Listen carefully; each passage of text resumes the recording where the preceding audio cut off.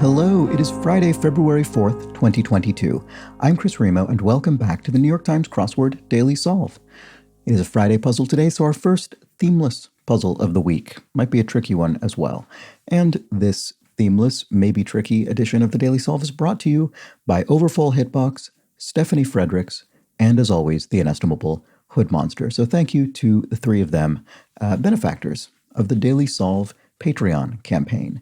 And if you would like to join their ranks as benefactors and get access to, well, that recognition, but also I finally remembered to show this off again, the Daily Solve mug, emblazoned on one side with the channel's logo and on the other side with this important reminder, let's check the crosses. I suppose let's check the crosses is less a reminder and more an exhortation. It will exhort you to check the crosses when you sip it. I suppose as long as you sip it with your left hand, you hold it with your left hand, you will then see. Anyway, what am I talking about? That's the mug. You can get that from the Patreon campaign at the benefactor level, but at any level of the Patreon campaign, which is the way you can directly support this channel and this series, helping it be a sustainable part of my daily work. At any level, you will get access to the full range of bonus video solves, as well as that extra channel in the Daily Solve Discord chat server. And all of those things come together in one sort of synergistic video, which is the Constructor's Corner solve video, which I did, as promised, record and post yesterday. So that was another video featuring, I think, 7 more community-created crosswords that were born in the Constructor's Corner channel in the Daily Solve Discord chat server. I solved those all on video. They were extremely entertaining, very different in style to the New York Times crossword, which I really appreciate and enjoy. And that went up on the Patreon feed yesterday afternoon. So if you are a Patreon subscriber, you can watch me solve all of those community-created puzzles. I might aim to do that once a month. That seems to be a good cadence in terms of allowing enough creations to accrue before doing another one of those solves. So that'll be my goal. Hopefully the community members keep pace with that channel. There was already one I didn't have time to solve, so there's already at least, I think, 2 or 3 building up for the next one of those videos. Anyway, check that out if you're a Patreon subscriber. And sorry, that was a lot of preamble. Let's get on to the puzzle. And do remain until the end of the video if you'd like to see some discussion about yesterday's puzzle. There were even more nuances to yesterday's incredibly impressive theme, even than I had realized by the end. And I had thought I had gotten all of them. There were even more tiny details that some readers shared in comments. So for now, let's solve today's puzzle. As I say, the Friday puzzle, a themeless puzzle constructed by Joseph Greenbaum, relatively new New York Times crossword constructor. This is maybe his second or third puzzle, something along those lines. Not sure exactly, but not a debut, but still in the low single digits. And it was edited, of course, as always, by Will Shorts. So, shall we get started? I think so. Let's go. We have some relatively airy grid here. We have space for some fairly long answers in both the acrosses and the downs, which is par for the course in a themeless puzzle. So let's see how this goes. Letters between 2 names. I can think of at least 2 things this could be. It could be AKA, also known as, to indicate an alias. It could be nay. This comes up a lot. It has come up quite a few times recently from the French for born, indicating a former name, a previous name. But letters between 2 names, I mean, it is obviously true that nay is a word and it is comprised of letters, but AKA, I think we'd be a little more appropriately call that letters rather than a word. So let's see let's see if that works. Let's check the crosses. Where a high school yearbook club may meet informally. I don't know. Where would a high school yearbook club meet? Why is that? Is there something somewhere in particular they would meet? I don't know. I have no idea.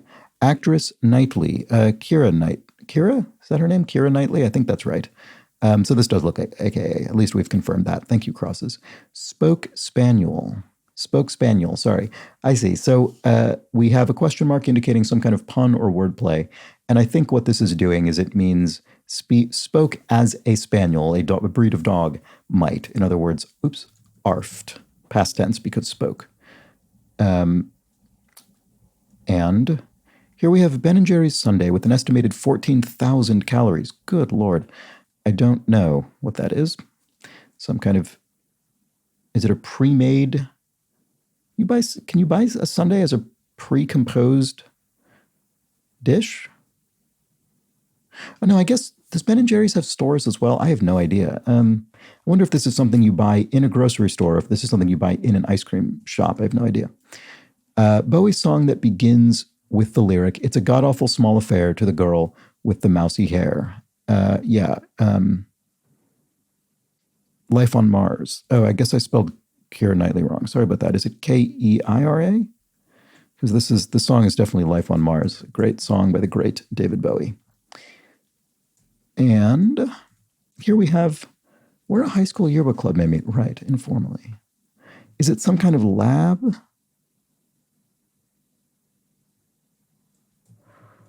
What does that mean? Issue with image quality informally. Bad resolution, maybe? And if this were some kind of lab, quarters could be areas. You could have an area of a city, the quarter, the Latin quarter, that kind of thing. All right, okay. I'm going to have to leave this cross for now. I don't really understand this yearbook club thing. It's probably, again, I'm probably overcomplicating it, as I often do. Comic partner of Stiller. Mira, is it Anne Mira and Jerry Stiller, I think? Classic comedy duo. Ben Stiller's father, in this case. I think I'm probably getting at least some of those names wrong, either the surnames or the well, I guess if I'm getting the surname wrong, I'm getting the answer wrong, but I might be remembering their given names as well. So this could be bad res, issue with image quality informally, sort of an odd thing. I don't know that I've seen that said before, but it's plausible, but I may not fill it in until I'm a little more certain. I have to make some progress, don't I, boy? Almost 4 minutes, and I've just sort of been dancing around this little corner of the grid. Pension, what is that? Pension relative, what is that? Not sure. Lemony Snicket antagonist named after a Salinger orphan. Oh, I don't know. Lemony Snicket is a children's book horror author? Are those sort of children's horror books? Is that what those are? Or maybe not horror. I don't know. Something like that. But I have not read any of their works. Oh, but named after a Salinger orphan. So is it Esme? That's from J.D. Salinger, right? Maybe. Deliberately gives bad information. Probably ends with an S. Doesn't. It doesn't. Probably ends with to. And the first word probably ends with to. Lies to. There we go. You can construct an answer piece by piece and then eventually end up with something plausible. Anyway, because director Welles would be Orson Welles, most famously of Citizen Kane, but also a number of other great films. Like Touch of Evil. Anyway, company at the heart of an early 2000s scandal is Enron, the California energy company.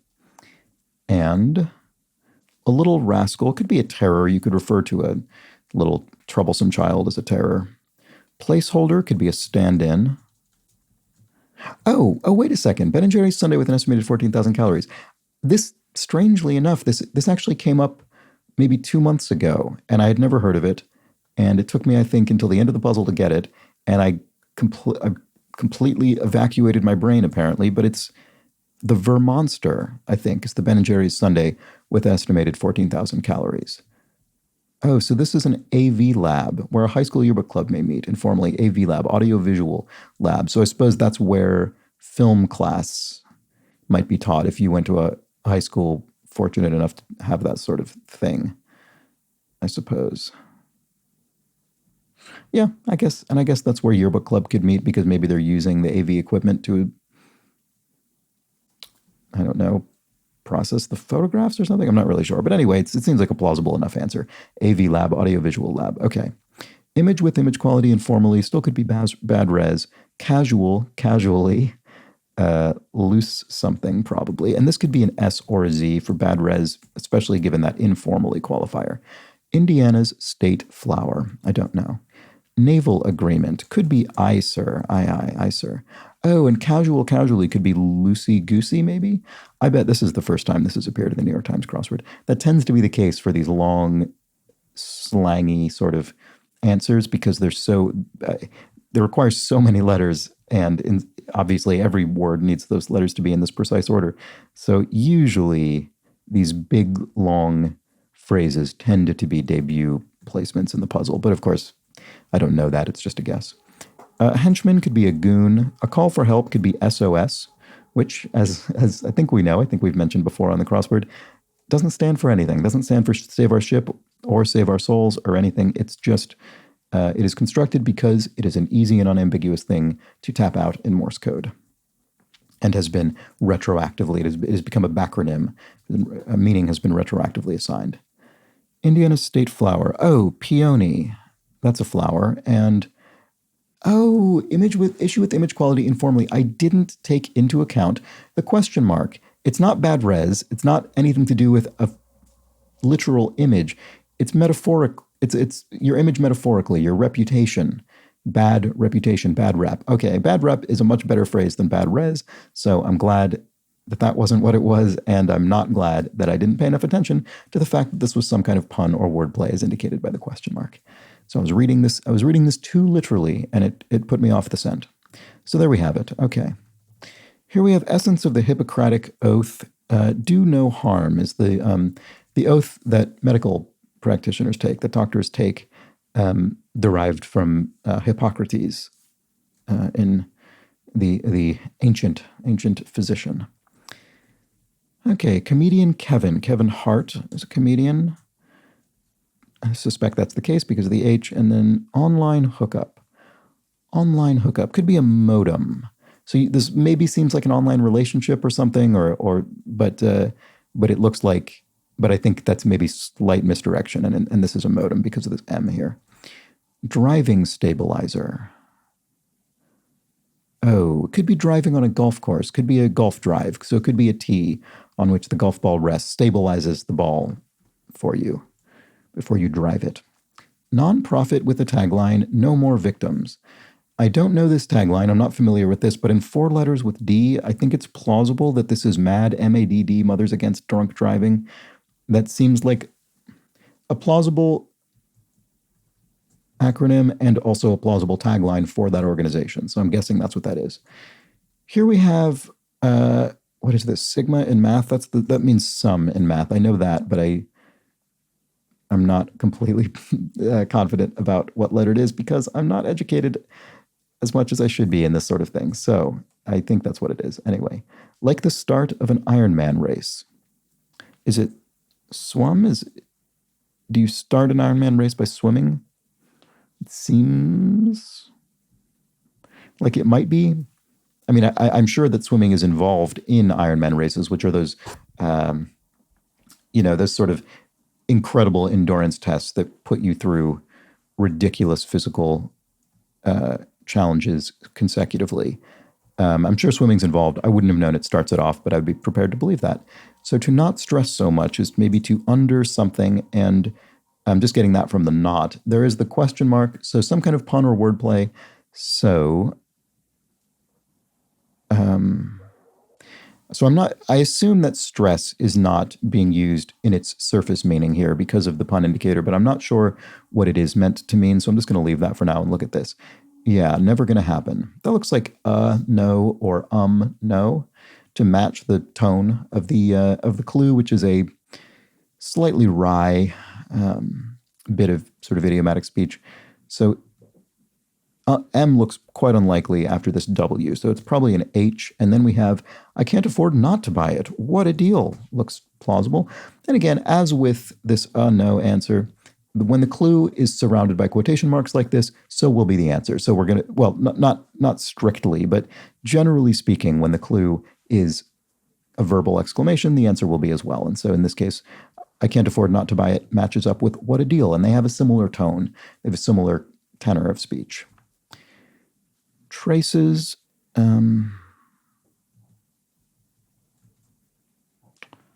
don't know. I mean, what a deal could be wrong. It could be what a something else. But let's check the crosses and see if we can come up with anything. So here we have relative of incorporated, the abbreviation for incorporated. So it could be could think of at least two things it could be. It could be, well, it could be LTD, limited company, which is was once, I think, more common in the United States, is still very, very common in the United Kingdom, as an abbreviation for a limited company, sort of superseded in the U.S. by LLC, Limited Liability Corporation, more common than LTD. So that would be my first guess, but it could be limited. And even though LLC is more common now, limited is, I think, sort of still more classic and iconic in the public image, which incorporated INC also is. So that makes me think it could be this. I don't know why I'm playing mind games with the constructor of this crossword right now. I could just check the crosses and try and figure it out that way. Pampering in brief, TLC, tender love and care, I think is what that is. The in brief indicates it's some kind of contraction or abbreviation or initialism, which it is, TLC. And so that does disambiguate this and suggest it is probably LLC, the more common U.S. suffix for limited companies. And, so not stress so much could be undersell. In other words, you aren't putting a big emphasis on the thing you're saying. You're underselling it. You're not overselling it. You're not stressing it so much.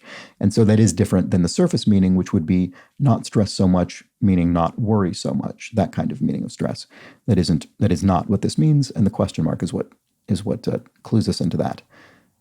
So, easy street, looks like it's a plausible phrase. Nickname of 6'9" NFL great Ed Jones. I don't know. We have the tall bit, which is the part that is suggested by the by that height, of course, but I don't know what the rest of this nickname is. Could be Mr. Tall, but that's not enough letters. Big Tall. I don't know. We'll have to get some crosses. Altogether, pretty good. This could be not too shabby, maybe. I was trying to think of something that fits these remaining cells. And that means traces is tads. I see. Okay. Tads is a very strange word to pluralize. It's not really the kind of thing you say very often. You might say traces. There were no traces remaining at the crime scene of evidence. There were no tads of evidence. You wouldn't say that. Usually tad is singular. Oh, there's just a tad. There's just a trace of aroma left or something like that. But strictly speaking, it does fit. So traces, tads. Okay, this could be too tall, I suppose. I don't know. Less gracious when losing, say. Could be sorer. You could be a sore loser. Less gracious, more sore, sorer. And that actually would allow this to be too tall, but let's check the cross. That's the point. That's the point. A tip, maybe? Tip of a pencil, the point of a pencil. And we don't see these often in general. Haven't seen one in a few weeks, maybe. These exclamation point, the exclamation point at the end of a clue usually indicates that the clue is describing the answer rather than defining it or being a synonym or substitute of it or for it. That's usually what that means. So when we see the question mark and it says that's the point, it means imagine someone sort of pointing at the thing that is the answer and exclaiming this thing, and that would work. And in this case, a tip. I mean, it might not be the answer, but it's a plausible answer because of that exclamation point. Okay, horse pipe and red flower painter, 1920. Is this Miro? I suspect so. And figure that determines an air passenger's status. Figure that determines an air passenger's status. Oh, mileage, air miles. So you can accrue, points, miles with a particular airline. And if you accrue enough of those in a given year, you will reach what's usually called elite status, which is a thing that gives you benefits and so on the plane with that particular airline. So that might be what this is, mileage, your total mileage count. Most smelly.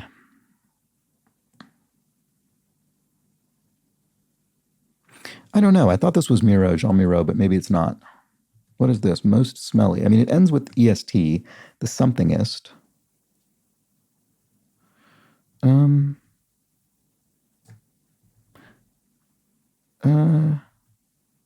That's the point. Could this be something else? Maybe. Maybe this is all wrong. I think mileage is probably correct. Most smelly could be vilest. That's the point. Oh, it could be an all, although everything here looks like a disaster if it were an all. I don't know. Maybe I should be solving some other things. What about this? Squares. A square is a rhombus. It's more, so all squares are rhombuses, but all rhombi are not squares. Because a square is a category of rhombus, a rhombus in which all the angles are 90 degrees. So to wreck a vehicle, for instance, could be to total it. Corroded could be ate at, as in a pipe. You could corrode a pipe, eat at a pipe as some kind of solvent. Head in slang. It could be head as in a boss of an organization or something, or a toilet, it could be. The Bare Necessities Bear from Disney film The Jungle Book is Baloo, or is it Baloo with a U? Not sure. Well, I do know this. San Francisco's blank valley. Wouldn't expect, this is not necessarily a household term if you're not from San Francisco, but it is Noe Valley, N-O-E. It's a residential neighborhood in San Francisco. Sort of, well, these days it's probably fairly high income. Part of a classic breakup line, although these days in San Francisco, every neighborhood kind of is. Part of a classic breakup line, oh, it's me, it's not you, it's me, pretty classic. And 1987 sci-fi comedy spoof would be the Mel Brooks film Spaceballs. Oh, head a melon. Yeah, use your head, use your melon. You can put that on a mug and look at that all day long. That'll help me with these crosswords maybe. Potentially destructive marine growth. Algae bloom. Algae bloom? Yep. Well, I don't know what else to say about that. I think that's probably the answer. When algae blooms on a lake or maybe not a pond, more, I guess, probably more likely. Not so common studio apartment shape. What does that mean? It's just not algae. Oh, maybe it's algal bloom. Yeah, using algal as an adjective rather than the noun. And then that would make L. An L, some buildings are L-shaped, but a studio apartment would probably be too small for that to be a plausible shape. A studio apartment is usually simply a rectangle. Studio apartment being an apartment that doesn't have a separate bedroom. The whole thing is essentially one space. Okay, to bamboozle someone could be to scam them. That looks probably correct. And apt could be seemly. It's appropriate. It's apt. It's seemly. And what is this? H-1B and B-1 for 2. In the U.S., those are both visa types, categories of work visa, I believe. I guess, actually, H-1B is definitely a work visa. I don't know what the B-1 visa is, but I assume it's a visa. I'm assuming that because H-1B is one, so I assume B-1 is as well. Jeepers could be, I was going to say yikes. It could be yipes. Yipes kind of fits the tone of Jeepers maybe a little bit better. And actually, looking at the cross, that P is more likely than a K being adjacent to another P. So blank effect, this looks like ripple effect, doesn't it? Oh, most smelly could be ripest. Okay, this all works out actually. Why didn't I see that? So too tall is probably the nickname of NFL great Ed Jones. It's 6 feet 9 inches of height. Horse pipe and red flower painter probably is Miro. And most smelly is ripest, I see. Yeah, so you can often use ripe in that way when you smell something. Oof, that is ripe. And then the ripple effect. Okay, that all works out. So stop working for good. And the question mark indicates something. There's a bit of wordplay going on here. So this doesn't mean stop working permanently, as the surface reading would suggest. It means to stop, to cease your efforts at promoting a beneficial outcome. Let's not use any of the original words except for the word for. So it could be turn evil or something like that. Let's check the crosses. Clan symbol.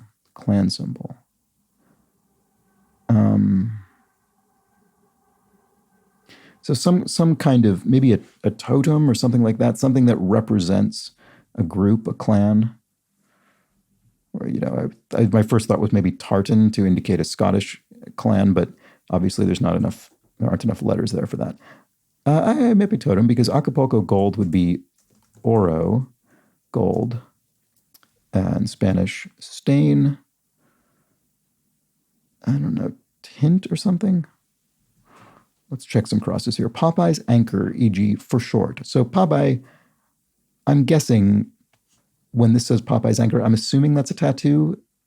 I think Popeye probably has an anchor tattoo. I mean, anchor is a pretty classic sailor tattoo, at least in films and that sort of thing. So probably a tat for short, tattoo for short, tat. One's in charge, abbreviation. Could be management, abbreviation. It looks likely. So totem seems pretty plausible here. Ireland's best-selling solo artist, probably Enya, I'm guessing, with these crosses. So I don't think I knew that, but it's believable. And stain, maybe it is tint. It seems a little soft for stain, doesn't it? What about this? Kind of cup.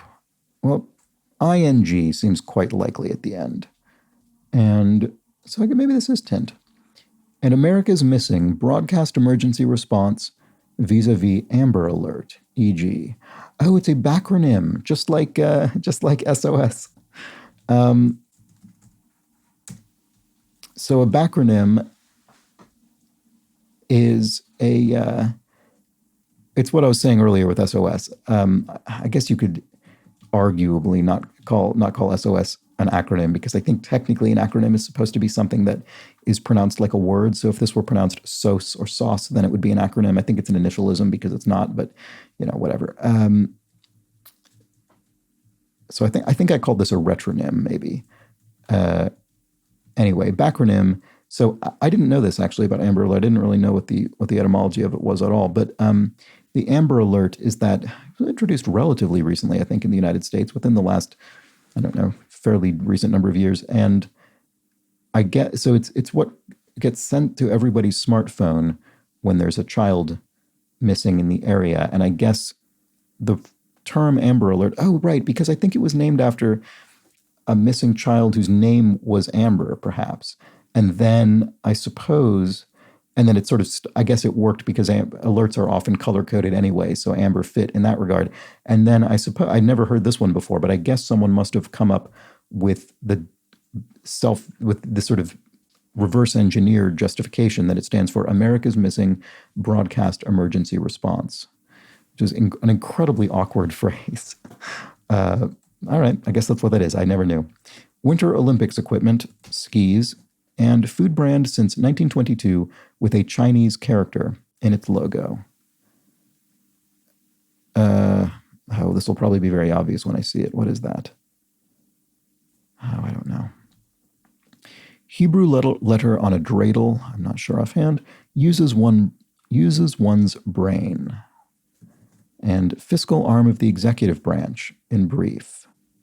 Fiscal arm of the executive branch. The Treasury.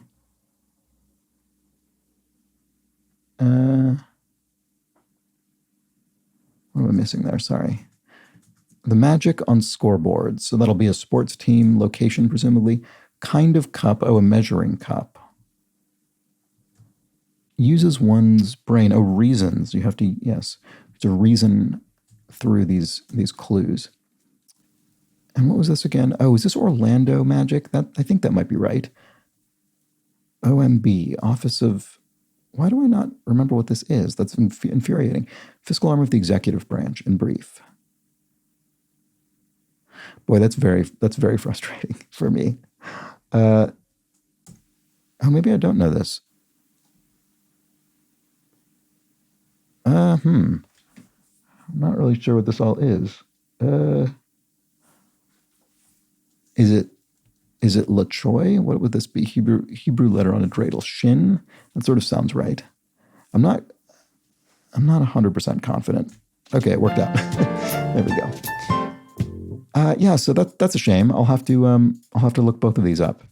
And Orlando. And then OMB, that is driving me absolutely crazy. I'm sure I know this and I just can't bring it to mind.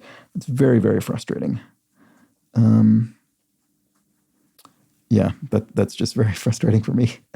Anyway, that was the puzzle. I have to say, I think I sort of found this easier than yesterday's Thursday puzzle. I suppose because yesterday's theme... So there are some themes that don't interfere with the solving of the puzzle. They just add something to it when you've figured it out. Yesterday's puzzle, I mean, you could, obviously, any crossword you could fill conceivably by leaning so heavily on crosses that you simply don't understand a high percentage of the clues. That's possible, but effectively, I think in order to really come to grips with solving yesterday's puzzle, you did kind of have to understand the theme, and that put an overall level of resistance on the solve that made it more difficult for me anyway. Whereas this puzzle, I think, was relatively smooth solving for me for a Friday. I don't really think I ever got stuck particularly. I just had this bit at the end that I wasn't quite sure about, but otherwise, I think it was pretty clean. And we had, as mentioned at the beginning, we had some fairly long answers. So Vermonster, which is the kind of clue I would have assumed is the kind of thing that is a debut. I know it isn't because we've encountered it fairly recently in the New York Times crossword, which is kind of extraordinary. We had Life on Mars, the David Bowie song, Spaceballs, the Mel Brooks film. So we have two pop culture references actually mirrored in the grid. And I suppose Vermonster as well qualifies there. So Algal Bloom, Loosey Goosey, that was a fun thing in the puzzle, and Not Too Shabby. So actually, again, Loosey Goosey and Not Too Shabby, they're both similar tone of idiomatic speech, and they also mirror each other in the grid. They're sort of symmetrically disposed. So, a nice solid themeless puzzle. Not too difficult, I think, as far as Fridays go. Let me know if you had the same experience.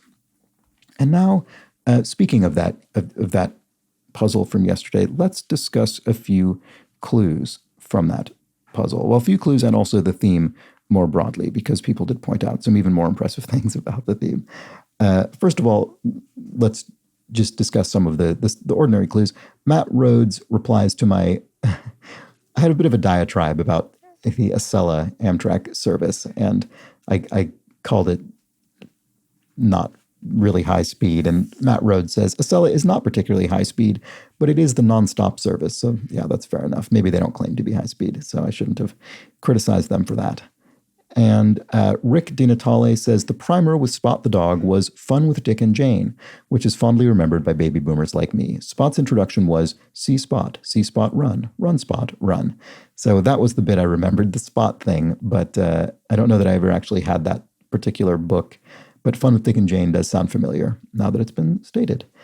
Regarding the answer zeroth, which is sort of an odd thing that I don't think comes up in language very often, Spiral in Your Eyes says, I've pretty frequently heard zeroth relating to computer programming, where arrays are indexed starting at 0. So when discussing the element at index 0, you'd say it's the zeroth element. And that makes sense because obviously in ordinary speech, there is no such thing as the zeroth element of a set. There's only the first element of a set. But it is true that in computer programming, many things in many computer languages do start counting from 0. You could have the first member of a set actually is the zeroth element. So that's a good point.